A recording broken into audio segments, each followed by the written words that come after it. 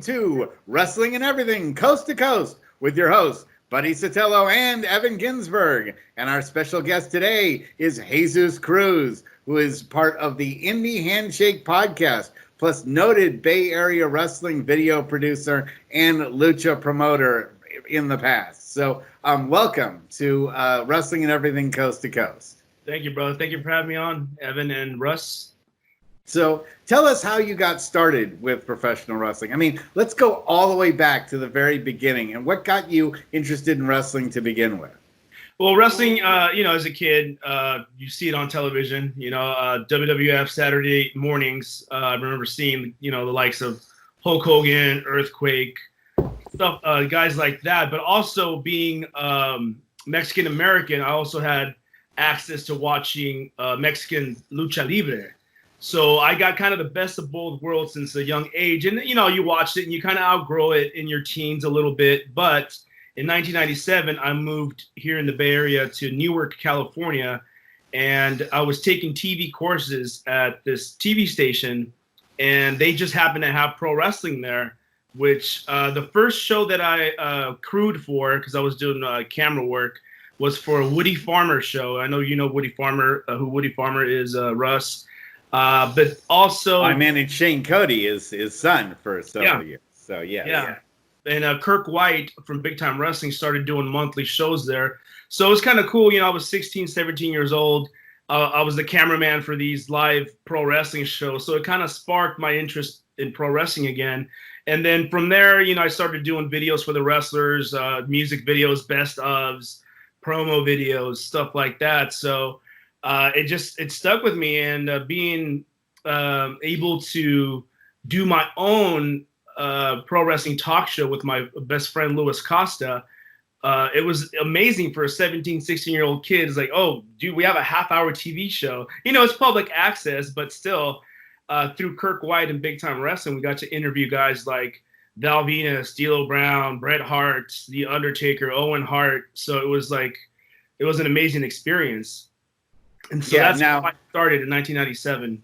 Just to give the viewers a little bit more background, Kirk White runs Big Time Wrestling, which is technically a direct offshoot of Roy Shire's Big Time Wrestling, which pretty much ran wrestling for the Bay Area for most, at least, of my lifetime, and going back to like the late 50s, early 60s, something like that. So BTW is that direct lineage of the Shire promotion, if Exactly. that means anything to me. Or for the old school fans, Pat Patterson and Ray Stevens. There you go. Yes. So they have that direct lineage to those folks, to the old time classics, and I know that's a little bit. Where did you live before you moved to Newark? So I'm originally from San Jose, California, but Okay. But I would move back and forth from California to Jalisco, near Guadalajara, Mexico. So I would go back and forth, and it wasn't until, like I said, about 96 that I moved back to the Bay Area, and I stayed throughout high school. And that is when, like I said, I met Kirk White, met Woody Farmer, Shane Cody, and them, and that's pretty much what sparked it since 1997. And then you did a lot of work for All Pro Wrestling. Mm-hmm. That's where I met you, in APW. And so how did you get involved in APW? How did that come about? So from 97 to 2000, Lewis and I were working with Big Time Wrestling and Kirk White. And then in 2000, we saw on the APW website, or maybe it was a message board, that they were looking for media crew. They were looking for camera people, editors, producers, stuff like that. So we're like, let's change it up. I've only heard of All Pro Wrestling. I never really went to a show. Lewis had gone to Gym Wars, when Gym Wars was like a big thing for them. So we came in, we met Jason Dedrich, Roland Alexander, Gabe Ramirez, and them. And so we just started doing their video work, started doing promo videos with you guys, and Vinny and Kid Chrome and Bison Smith and just all these guys. And so we were there for 1 year exactly. From King of Indies 2000, the first King of Indies, to King of Indies 2001. And that is when you well know that the split happened. Well, the rest of the folks on the East Coast have no idea about the Pro Wrestling Iron / All Pro Wrestling split. It would make a very fascinating show one of these days to go into all the details. I'm hoping to get Mike Modest on here one of these days, and he can tell us all about how that all fell apart. Because I was actually in the arena at the time that all the stuff fell apart between him and Roland, and so I've always wanted to get his side of the story on that, and it's a fascinating story. It almost deserves, APW should almost get its own Dark Side of the Ring episode, don't you think? Yeah. Oh no, for sure. I'm actually going to meet up with Mike next weekend. We're shooting to meet up with him. He lives up in the Redding, California area, and I've tried to do interviews with him, but unfortunately his internet connection, wireless, connection's bad.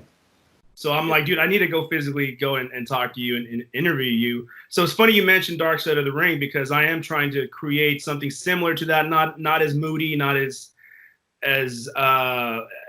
dark as that, but more of my time in indie pro wrestling from like 97 to on, and just all the people that I've met. I was going to hit you up as well. So there's just so much stuff you can do.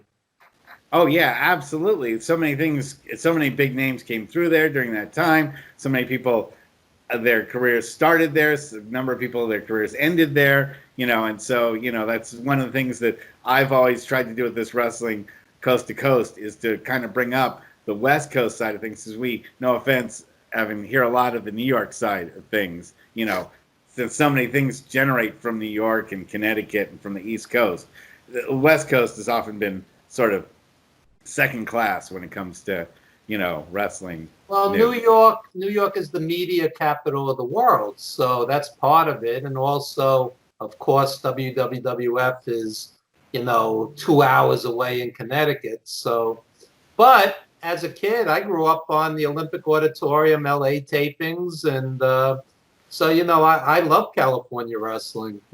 I grew up on John Tolos. To me, he was the greatest heel of all time. And you talk to certain people, they'll go, "Who's John Tolos?" Because the brilliant promoters there erased over the TV tapes each week, the actual videotapes, to save money. All that history. Tolos, the original Hollywood Blondes, Greg Valentine, Victor Rivera, Gordman and Goliath, erased over the tapes. And yeah, can you imagine?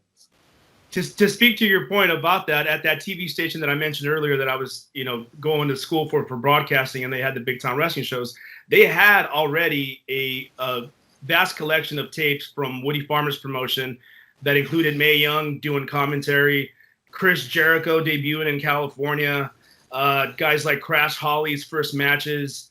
And I was able to save some of them, but a lot of the times the producers, to save tape and money, would just go in randomly. Oh, let me just redub this tape. So unfortunately, that happened to a lot of my tapes too. Like, oh my God, we had this interview with Bret Hart, and one of the producers just grabbed it out of our section and just taped the high school football game over it. Well, part of the problem is somebody like Vince McMahon, who turned wrestling into a circus.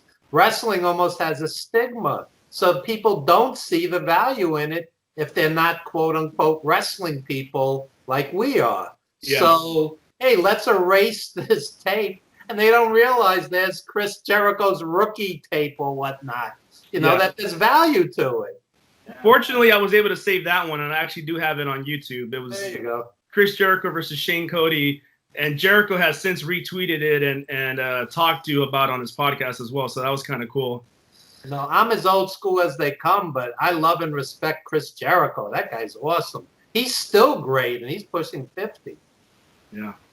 Yeah, no, he's a big part of the major angles going on right now, which, in AEW, which is something we'll talk about later. So and for the fanboys who don't like Jericho because he has a little gut, how did McMahon brainwash everybody that every wrestler needs a six-pack of abs? I mean, I grew up on Harley Race, Dusty Rhodes, Ray Stevens, etc., so on. Some of the greatest workers of all time. What law says you need a six-pack of abs to be a wrestler? I don't get it. Yeah. going back to I now that I have the network not because I watched the current stuff, but I like going back. And a tag team that I recently rediscovered, I knew about it when I was little, but you don't pay attention to that, were the Heavenly Bodies. You know, Tom Pritchard, Jimmy Del Rey, who had a little gut, but he didn't care. He still did his little sexy moves. Yeah. So it was just, man, these guys are great workers, but because they didn't have the look, they kind of were looked over.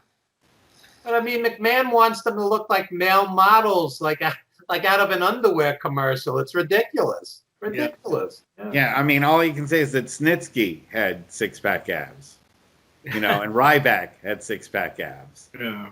And neither one of those are guys you wanted to watch any more than you had to. So yeah, it's because in APW and in Pro Wrestling Iron, we worked with a lot of guys who didn't necessarily have that incredible look. Let's say someone like Sir Samurai, who we've interviewed on this program, but he's an incredible mic worker, great storyline guy can take a lot of punishment, and he can tell a story in the ring really effectively. He'd never make it with Vince McMahon, but there's a lot of guys that we worked with that wouldn't make it with Vince McMahon, but they were great storytellers. Well, like Chris Hero in ROH was a main event or co-feature guy. He goes to NXT and they bury him. I mean, because he had a gut. So what? Yeah. And I'm in relatively good shape, and I'm saying this. Well, I mean, the side of beef wrestler, unless you're someone like Kevin Owens, you don't really get much of a chance at being just a big, burly, tough guy anymore. Here's your T-shirt. Just wear your T-shirt to the ring. Well, Kevin Owens is so extraordinary, such charisma, such talent that he got past that. But McMahon has these biases, starting with the big man syndrome. The guy who's 7 feet tall and 300 pounds, he's going to get the push first. That goes back to his dad. WWF was always the super heavyweight territory. The super heavyweights would come in and wrestle Pedro Morales and Bruno and Bob Backlund because, that's who had credibility. These huge guys maybe would take the belt from the faces. So McMahon, was raised on this. So he always likes bigger is better. But this sort of leads into a topic that I wanted to talk about anyway, which is the rise of lucha and the how did lucha get into professional wrestling as we see it? Was it all Mil Mascaras, or was there more to it than that? Well, Mil Mascaras back in that time, but then again, he was like a one-off guy that they would bring once in a while. I think both WCW and WWF at the time had like especially WCW, they had a cruiserweight, a focus on their cruiserweights, and that's where guys like Conan came in, and Conan brought these guys from AAA and from Mexico. So you have your Hector Garza, you have your Lizmark, Damien, Halloween, all these guys, and that's I think where it started as far as gaining popularity in the United States was I would say through WCW. Especially because they had guys like what's his name, Mike Tenay. That's the play-by-play commentator, right? He knew his stuff. Like I don't know if you guys remember the pay-per-view when Worlds Collide. It was like a WCW AAA. And they had guys, Tito Santana was in there, Louis Spicolli, Eddie Guerrero, Art Barr, and Mike Tenay was just giving the history of lucha libre. He knew the background of these guys. So through guys like Mike Tenay, I think the American crowd starting to get behind more lucha libre. So I definitely think that WCW had a lot to do with that. Because that's one thing I was thinking about too, was how wrestling gets into these modes where they want to push the cruiserweight. They get really excited about a lightweight or a junior heavyweight or cruiserweight title. They explode all over it. And then 6 months later, that you have a lot of times you have the cruiserweights fighting heavyweight matches, and you have the heavyweights fighting for the cruiserweight title. And so there's no real line or delineation. And then eventually the cruiserweight title just sort of disappears. I mean, how many times does that happen? Oh yeah, everywhere. The WWF as well. I got the opportunity to interview La Parca when he was freshly released from WCW, and I asked him, how do you feel like the luchadores were treated in WCW? And he goes, honestly, like there was a lot of people in the office or a lot of workers that were asking, why are these guys getting pushed? These guys aren't big. Why are these guys getting a push? So I think that's when they realized, okay, we can't go anywhere past this cruiserweight division. There's not really going to be much for us here. Well, also ECW brought in Rey Mysterio and Eddie Guerrero and a lot of these guys. So, they also, I got bored with the seventh flaming table, but when I saw Eddie Guerrero against Dean Malenko go an hour, I was like, this is art. This is what I want to watch. And, Heyman, respected the luchadors that he brought in. Oh, yeah. Super Crazy and a lot of these guys. And, Psychosis. Psychosis. I mean, I thought ECW helped, even though they might not have been the top guys there, they were pushed heavy. So, yeah, give credit to ECW also. Yeah, oh, yeah, for sure.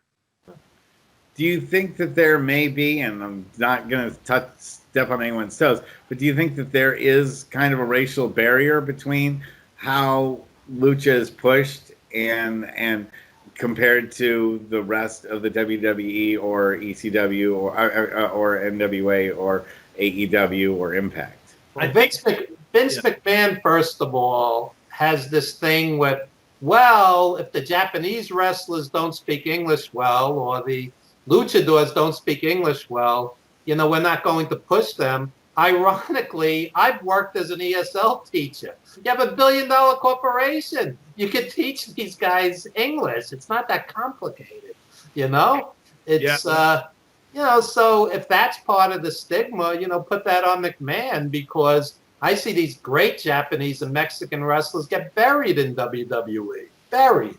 It's disgraceful. There was an instance, one of my favorite luchadors of all time, Mr. Aguilar, who wrestled as Papi Chulo or S.A. Rios in WWF. And that was one of the reasons he cited. It's like it was the language barrier. That's why I was let go. And it was, I think that was more prominent then, not so much now, because now you do see a lot of Mexican luchadors like in NXT. And but then again, the new generation of luchadors in Mexico, they know they have to learn English, or they know. So I think they're conscious of that, and they kind of like go, when they're in school, they take English courses because they know that eventually they're going to need it. But even McMahon will be like, the promos aren't that good with the Japanese wrestlers.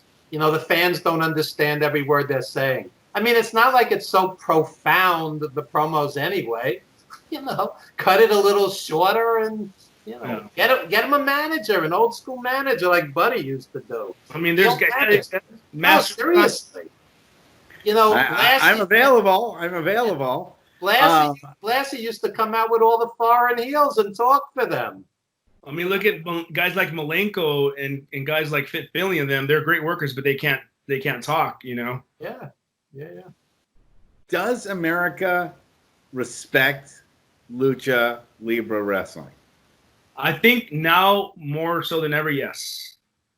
There's still some like smaller indie promotions that I just talked about this the other day, who they want to appeal to the Latino crowd, so they'll just grab like a iconic mask like El Santo, put it on a guy, like, okay, now your name is the Destroyer from the Bay Area or whatever. So they're grabbing like legends mask and then just tapping whatever name on them. Yeah. I've seen it done a lot of times. That is disrespectful in my opinion. Like if you grab a well-known guy's mask and you just, I'll tell you guys a funny story. I saw Phoenix against Pentagon on an indie here in front of a mostly Spanish-speaking audience in Queens, New York. And the match was so great. It was probably the greatest indie match I'd seen since Terry Funk and Sabu 20 years earlier, that the fans were throwing money in the ring. Yeah. They were tossing money out of respect. The ring was filled with crumpled bills, and it was so great. So talk about respect. I mean, absolute respect. Throwing ones and fives and tens and 20s into the ring. So, So the right audience will respect it, and the right promoter will, and some won't, like anything else. Yeah.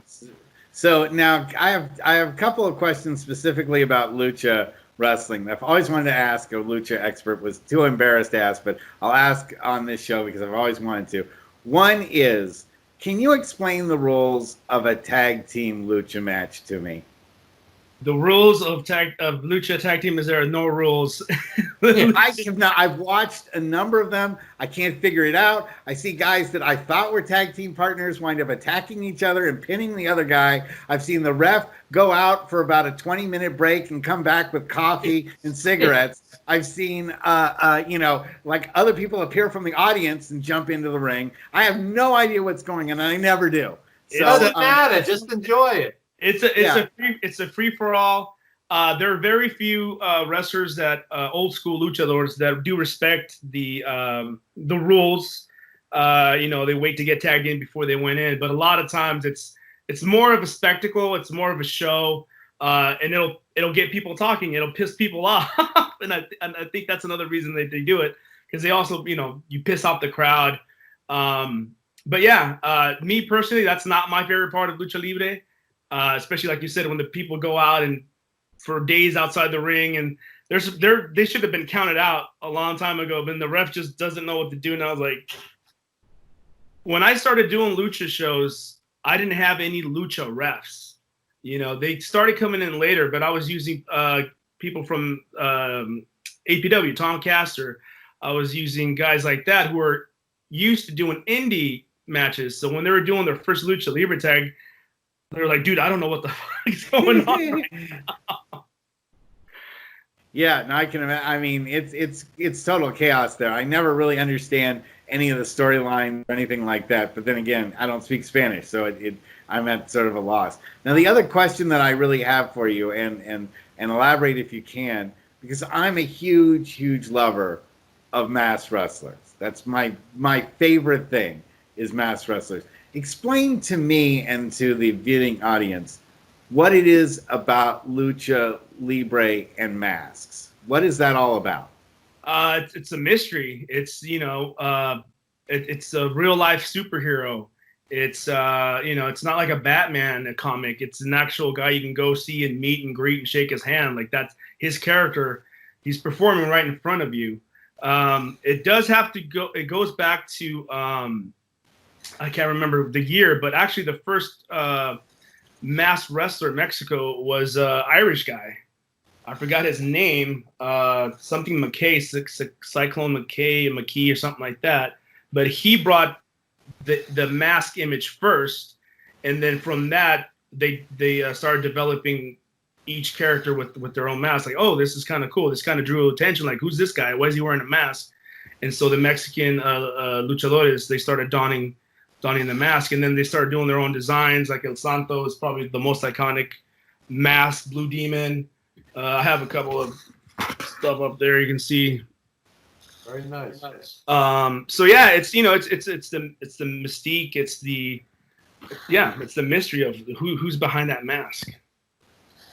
I went down to the Auditorio de Tijuana a couple of times with my friends from San Diego, and it was great. I mean, I saw Rey Mysterio when he was a teenager, on the undercard, Super Astro, guys like this, and I'm talking early 90s, mid 90s, and that was the best era, in my opinion. Yeah, great experiences, great. I mean, I love those cards, and it seemed to me that a lot of the audience really believed. It was almost like the 70s Madison Square Garden cards where the fans weren't smartened up yet, it seemed to me. I mean, there was a language barrier for me, but when they were cutting promos, it's like you knew what the good guy was saying, you knew what the bad guy was saying. I mean, it's pretty obvious, but and going back to the mask, they respected it so much where it was like a mask versus mask match was a huge deal. Yeah. Especially in the early days, because you really didn't know who was going to lose. Now you can kind of tell, like, okay, this guy's more of a star and this guy's starting out. You kind of have an idea who's going to lose their mask. But before, it was more like, oh my God, who's so-and-so versus so-and-so, who's going to lose their mask. And then once you lose your mask, you can never wear it again. It's not a law or anything. It was just a respect thing that went out the window when WCW unmasked Rey Mysterio, when they unmasked Juventud. It's just like, okay, they lost their mask. Well, now there goes their money when they go to Mexico, because they can't sell masks anymore. They can't market their masks. So what did they do? They put the mask back on in Mexico, which was frowned upon when they first came back after WCW. They're like, dude, you already lost your mask. We already know who you are. Like WWF hiding who Rey Mysterio is. He already unmasked at WCW. I would think for a Rey Mysterio to go from a prelim at the Auditorio de Tijuana to WWE champion is almost like a lottery win. I would think the chances are so slim. I mean, I've seen so many guys from Mexico come into WWE get squandered and released at some point. What was so special about Rey?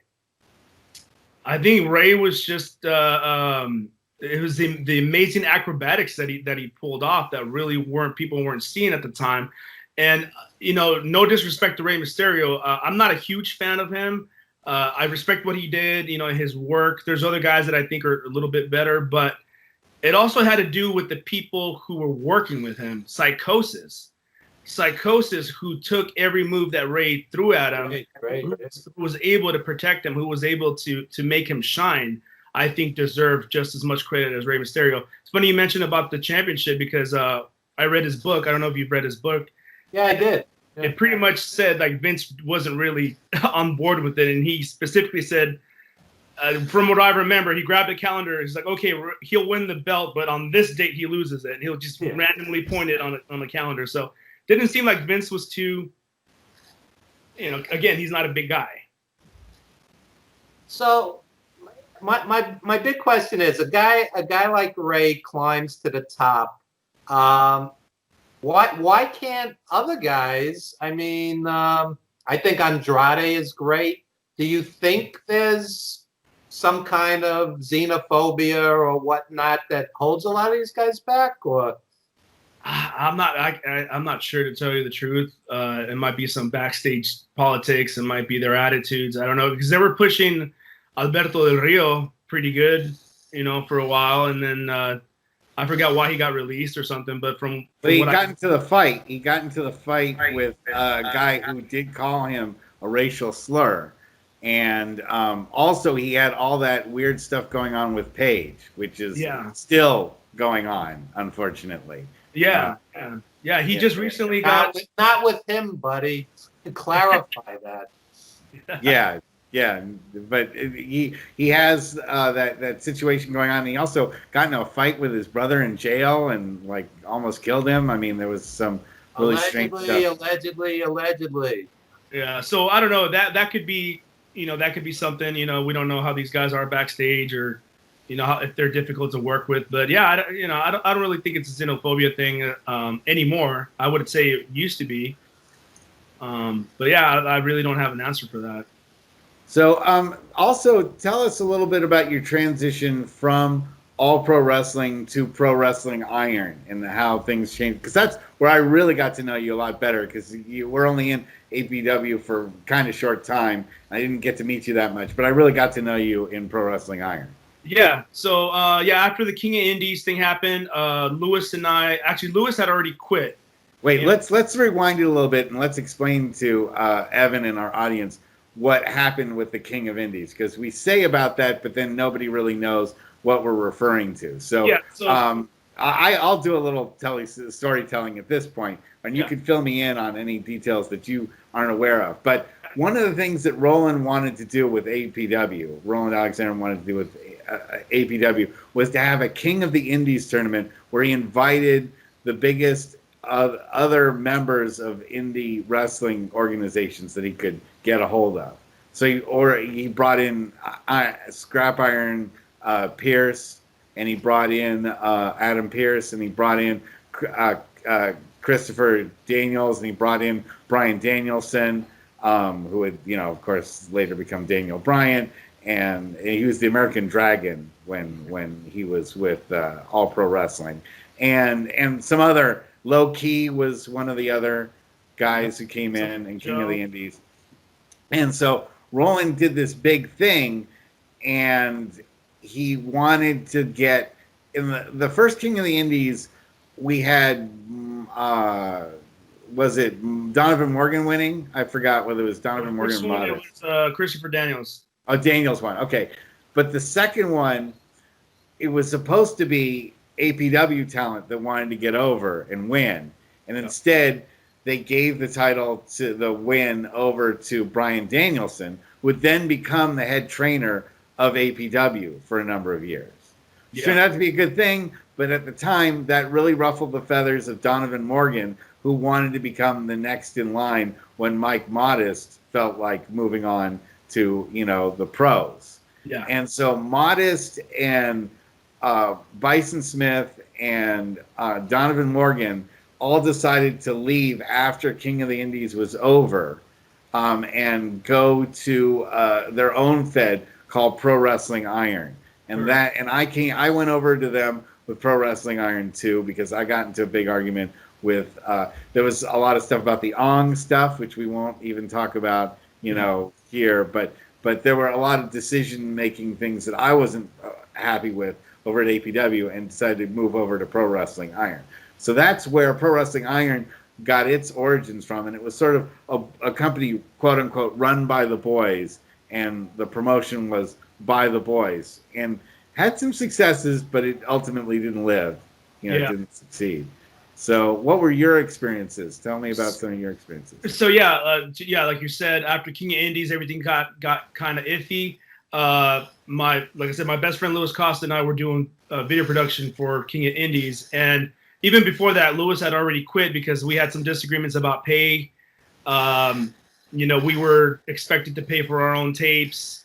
Not only that, I shot King of Indies. I didn't edit it, but I shot it, and they wanted to charge me for a copy of a DVD or a tape. And it's like, the hell, dude, I worked on it. You hardly ever paid me for this. And it's like, yeah, no, everyone has to pay for it. It's like, okay, so that was I think that was the last draw for me. And I'm like, all right, dude, I'm quitting. I didn't know that at the time. I didn't know that Mike and Donovan were already going to start Pro Wrestling Iron. I had just quit APW. And then Modest found out, and Modest called me. He goes, hey, brother, just, chill out for a little bit. We're working on something. We'll let you know when we're ready. And then sure enough, they opened in their gym in Hayward, California, where I ended up opening up a promotion years later. But that was my experience. We had a disagreement with APW, and then Pro Wrestling Iron started up. And during that time, it was the great message board wars. People were disgruntled against APW and vice versa. So everyone was just on the boards. I was on there. I was a young kid, I was like 20 years old, 21. You get drunk and you're just, I'm going to talk smack. This is what happened at APW, blah, blah, blah. Then I get a call from like Gabe or Jason Detterich or somebody's like, hey, what are you doing? Blah, blah, blah. I'm like, fuck you guys, blah. I will admit I participated in that stuff too. Yeah. Because there was a lot of hurt feelings about the way things went down with King of the Indies, with the way APW was headed, the sudden switch to Bryan Danielson. There were a lot of folks that were, disrupted and sort of left without a place to go, which is why Pro Wrestling Iron came into being. But it was tough because 3 federations all within like 20 miles of each other or 10 miles of each other. BTW doing shows in close by, APW being housed in Hayward, and San Leandro had Pro Wrestling Iron's gym. So they were all like clustered within each other. And I think around that time too, or shortly after, APW was only doing shows out of their gym. I forgot the reason why they weren't doing any live shows really. It must have been because half the roster left. They had to train all these new kids and debut everybody fairly quickly, I thought. Would you say about 80% of the roster left? Yeah, it did. But that's because Roland had, his school, so he was still like bringing in those new guys too. And, he put he did stuff like put the title on Peter Snot, as this really big guy who, really overweight guy, Larry Harvey. So because he's the only guy that paid his dues. He's the only guy that was paid up on his gym dues. But that sort of thing, I thought the Pro Wrestling Iron product was fantastic. We had a lot of tough venues that we were at. We, playing in places like performing in places like Angels Camp, and I went to the one that we did over in Lathrop, and these are like real perimeter towns in California. Ukiah, yeah, like 5-6 hour drives away from anywhere down with the major city. So that's one thing that I kind of wanted to talk to you about, and maybe Evan can also chime in, because it's a little different in New York. It seems like you're able to get venues in New York pretty easily, but in the Bay Area, getting venues is really hard. And San Francisco really hasn't sustained a decent wrestling federation in pretty much my lifetime. They come and they go, but they aren't able to sustain it. Whereas New York, people stay around for quite a while. Not necessarily. I would say 95% plus indie promotions fail. There's a few that have a school attached, like you guys are saying, and they'll stick around longer. But most indie promotions don't make it. Yeah, but how do they get the venues? How do you find? I mean, New York has a lot of different venues. The smartest promoters do sold shows, and they'll get their $8,000 or whatever, pocket $5, nickel and dime the boys, and wrestling is wrestling. It is what it is. Then of course you have the guys who go in and they have stars in their eyes, and they're booking their childhood heroes for the mark price, and they go under quick enough and lose their wives or girlfriends or houses along the way. And this is where I do my cynical love-hate of professional wrestling that Buddy hears me do fairly regularly. But yeah, look, I don't think there's any huge difference between New York and California. I mean, wrestling's wrestling. Most promotions are not going to make it. They're just not. And, I had a promoter once say to me with great pride, he goes, "Evan, I did 20 shows. I lost money on 18, but I'm going to keep going." Like, I'm supposed to be impressed by that. I'm like, you're out of your mind. You're out of your mind, Going back to buildings, sorry, but going back to buildings, the way I would get my buildings is there was one building specifically that I ran lucha shows for, I want to say a year, that we would pack.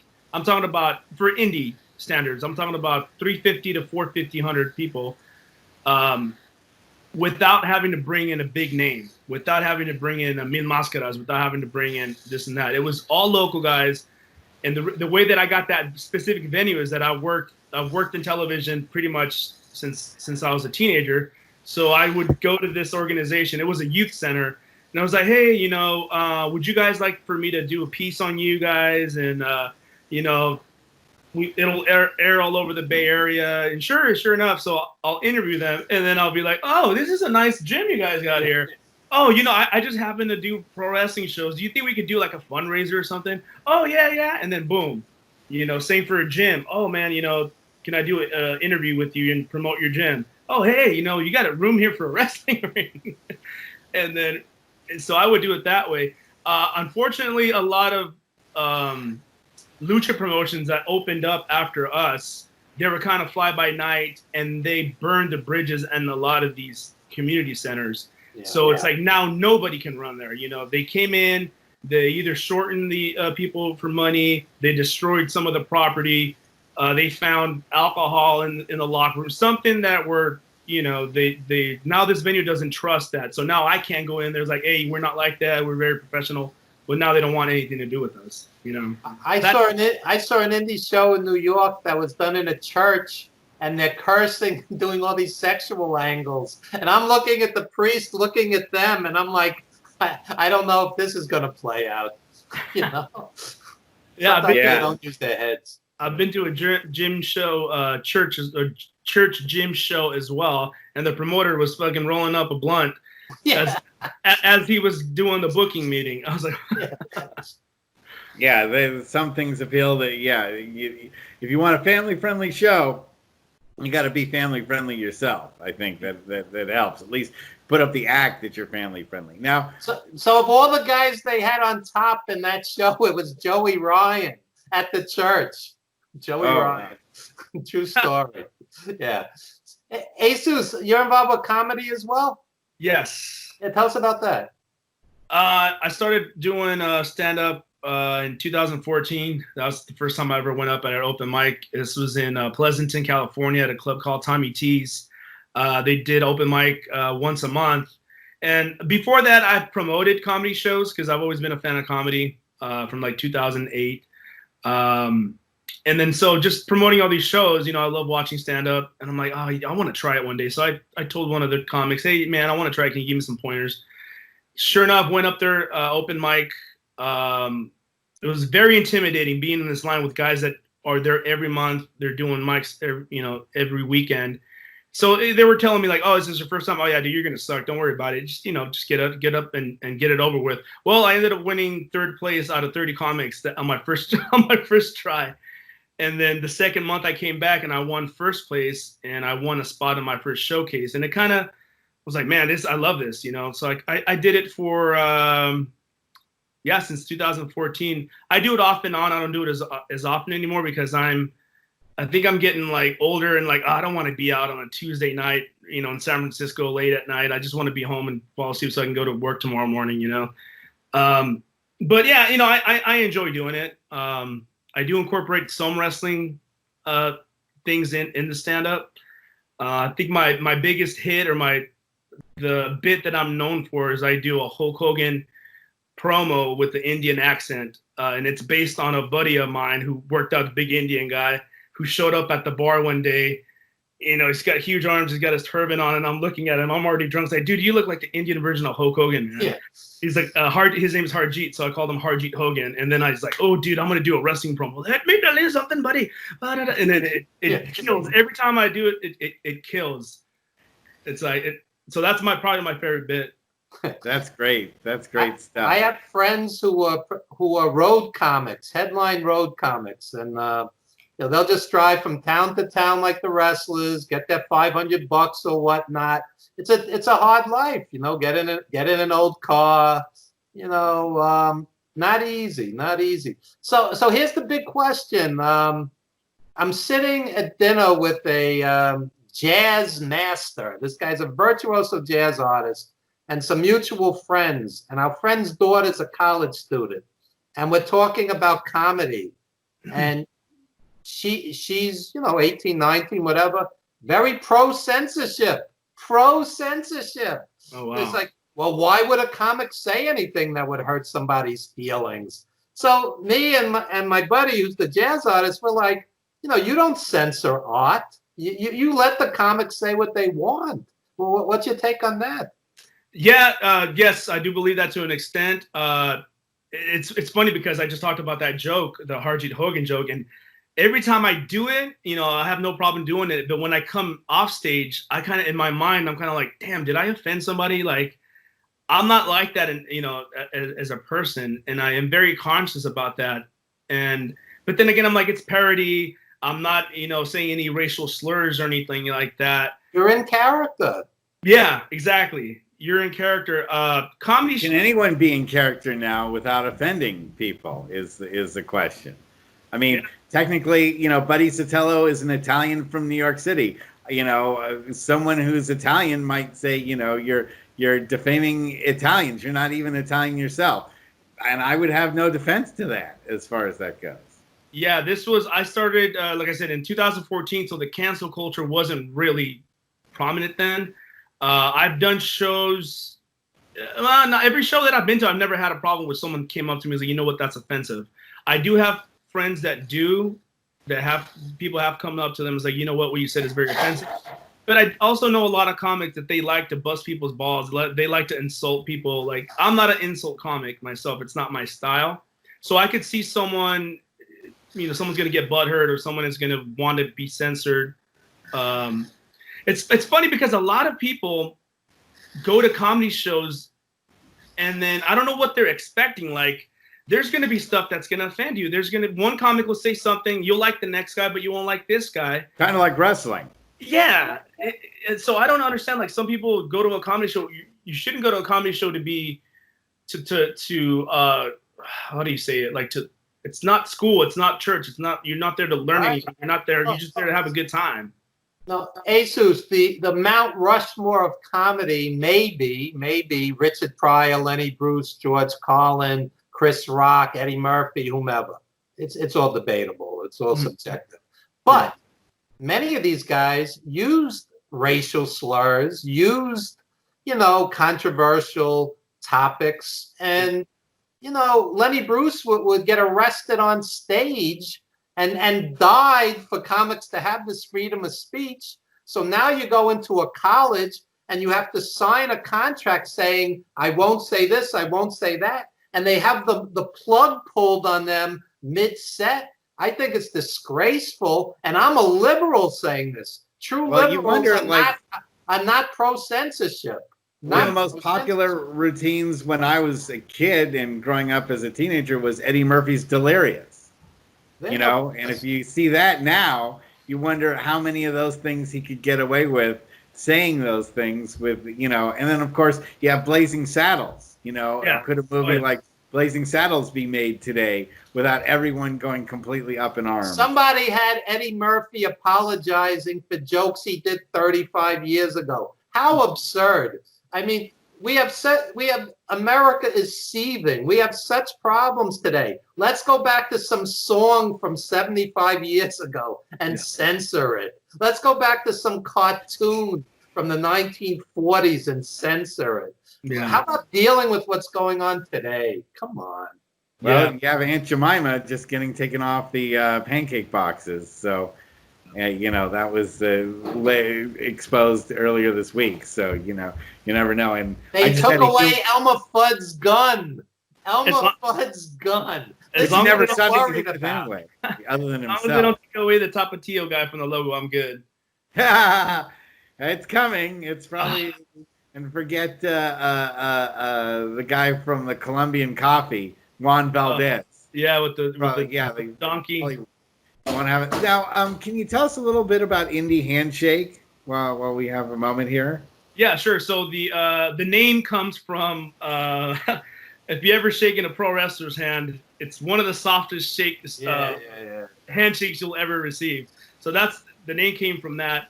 Specifically from Donovan Morgan, because Donovan Morgan was known for just pretty much giving you his fingertips. Like, here you go. Yes. So that's where the logo comes from. If you see it, it's just like kind of like, hey, what's up? How you doing? Indie Handshake, my friend Paul Ponte started it. I gave him the name, but he started it. He was like, I want to do a podcast. We know enough people in the business. So he did it first a couple, and then I thought to myself, I was like, oh man, I want to do this, but like for the luchadors that I know, and all the guys that I know locally. So I did more of the Lucha Libre version of Indie Podcast.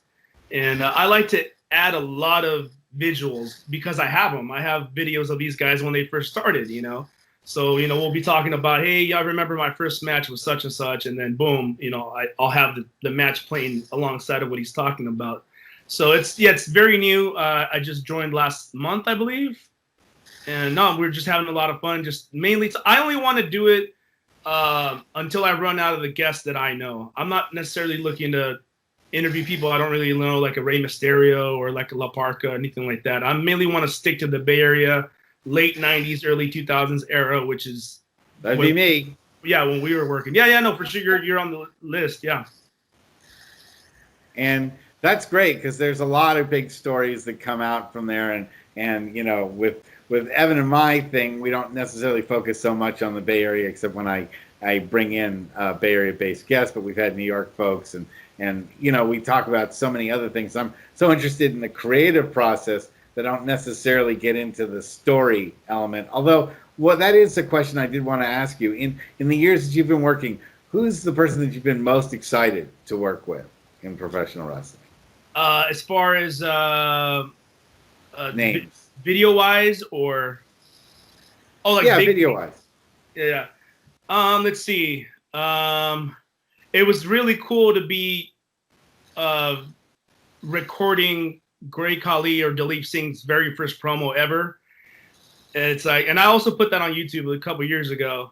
It was just stuff like that that's amazing. Like, you have no idea where this guy's gonna go. I had no idea he was gonna go to WWE, and here I am recording his first promo.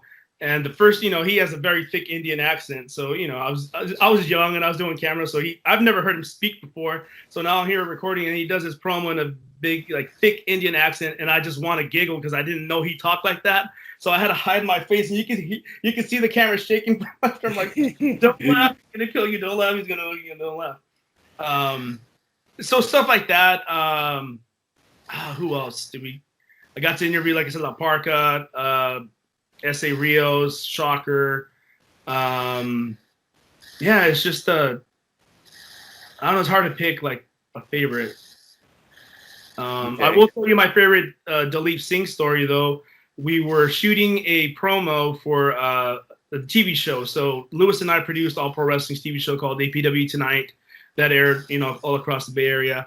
And we were shooting a promo in ring, but we were getting a lot of sunlight because Dalip Singh, Great Khali, was sunbathing. Half his body was inside the gym, half his body was sunbathing. And when we're like, we need to close this door because we're getting too much light in here. And then we're like, well, who's going to tell him to move? And I'm like, fuck. All right, I'll tell him. So I went over there and he's like, Dalip, light. I need to close the door. You move. And he just fucking mugged me. He's just staring at me. And he grabbed his blanket and he's pouting.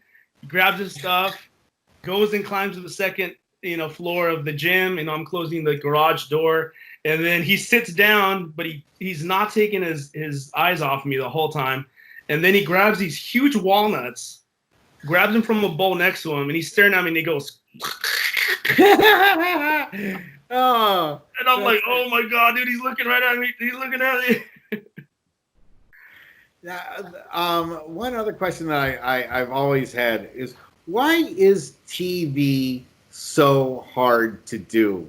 For why is a regular wrestling show in the Bay Area failed on every level, and so many companies have tried to do a regular TV show and it's never worked out? Why? Well, when we were doing APW, it was all through public access stations, so it wasn't like a NBC affiliate. It wasn't anything like that.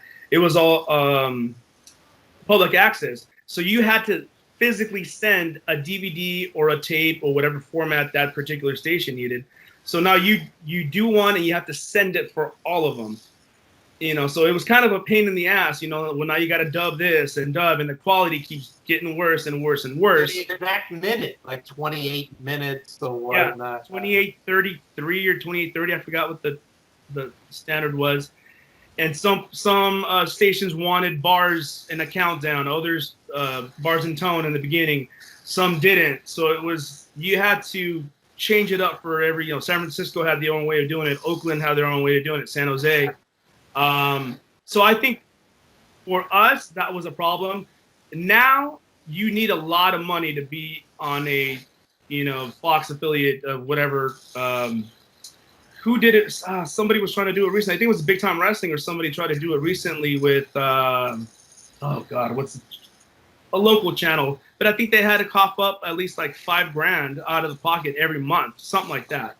So it wasn't and what are you going to get out of it? The people that are already want to watch the show are already there. It's better now just to have, put it on Facebook, put your promos on Facebook, interview on Facebook. You don't have to have TV. You think YouTube has sort of become the new TV? That's why we do what we're doing, And I wouldn't be able to put this on a regular TV broadcast, but to do it with YouTube kind of opens it up to everybody, And I heard, I don't know how true this was, but I heard for a while that WWE was kind of cracking down on anyone else doing pro wrestling on YouTube. I forgot where I read it from, but I heard that was a thing. Like, WWE kind of wanted to have a monopoly on YouTube, and nobody else can have a show on there or content. I don't know. Well, good luck with that. I don't think there's any way that Vince controls a lot of things, but he doesn't control that sort of thing. And then one final question before we wrap up, because we're right up in the hour. How has the COVID-19 situation affected what you've been doing, or has it not really been a factor? Well, obviously, comedy shows, they're starting to come back in the form of drive-in comedy shows, kind of like I know there's a couple of drive-in movie theaters that have been opened for comedy. So you kind of, park and you put your little speaker in there, but there's very few left up here. So I'm actually going to one tonight, and just to see what they're doing. Pro wrestling. Bring your mask. Yeah. Oh yeah. No, I have my mask. Pro wrestling is pretty much, not going to happen for a while, I don't think. But one thing that I have been doing in this shelter in place time is capturing all my 8mm tapes, VHS tapes from pro wrestling. I'm up to about 600 matches and promos and videos, all from 97 on. So I'll show you this paper real quick. You run across some Buddy stuff, some classic Buddy stuff. I'm always interested. You're all over this thing. So this is all the tapes that I've been logging. I actually need to put it like on an Excel doc, but check this out, dude. This is all tape, front and back. Wow. APW, BTW, SPW, Los Angeles, a whole bunch of stuff on here. But yeah, you're all over this place. We got Cousin Buddy too, when you were doing the yeah, when I was good old Cousin Buddy for managing Frank Murdoch and Cody, Shane Cody. Yeah, that was some fun stuff. That was me as a country bumpkin lawyer. That was kind of I went with a big straw in my mouth. Yeah. Giant and a big cowboy hat. That was some fun stuff. Well, so do you have anything else that you'd like to promote with the show? Because we're just about ready to wrap up. No, just if you want more information, go check out indiehandshake.com. If you would like to see any of my short comedy movies on Running Chef Productions on YouTube. And yeah, thank you for the opportunity. You guys what's awesome. The Running Chef? What's the Running Chef all about? What's the name? Oh, that's a couple of buddies of mine just doing short movies. Running Chef came from a scene from a short we did where a chef is just running down the street, running away from a mobster or something like that. And the name just stuck, Running Chef. So great. Well, we really want to thank you for being our guest today. This was a wonderful hour. We'd like to have you back again when you've got some stuff going on, and maybe when you have a lot of this stuff ready for, DVD or something like that. I'm planning on doing like a YouTube channel. There you go. Then great. When you have that ready, definitely come back to us so we can promote it for you. So, Evan, do you have anything else you'd like to add?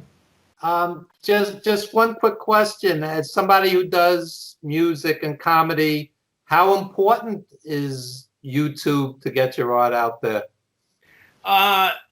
So I was just having this conversation. It's very important.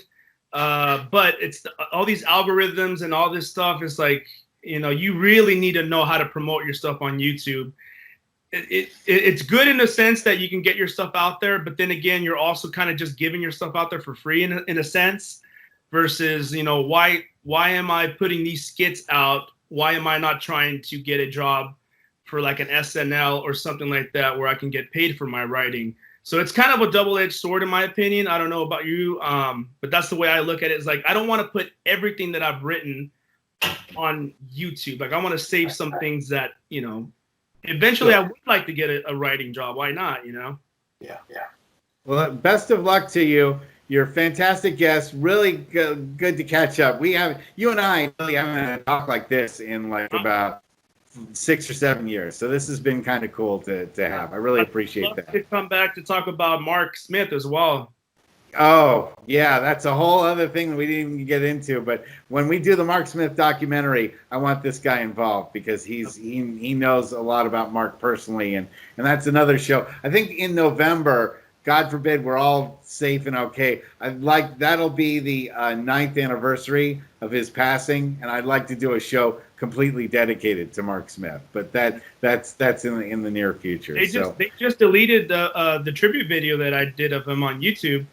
after all these years, you know, obviously I did have copywritten music, but I've never got tagged on it. It was the Japanese network that saw their logo on one clip that I had like one clip from there, and they nixed it from YouTube. Oh, and that's a great video too. That's the Simple Kind of Man one that you did. Oh, I'm heartbroken to hear that. I was gonna actually show it to Evan. I have it, so I'll just send it to you directly.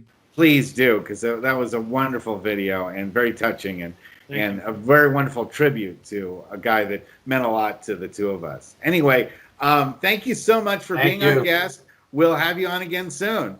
Everyone, thanks so much, and we'll see you all next week. Bye-bye.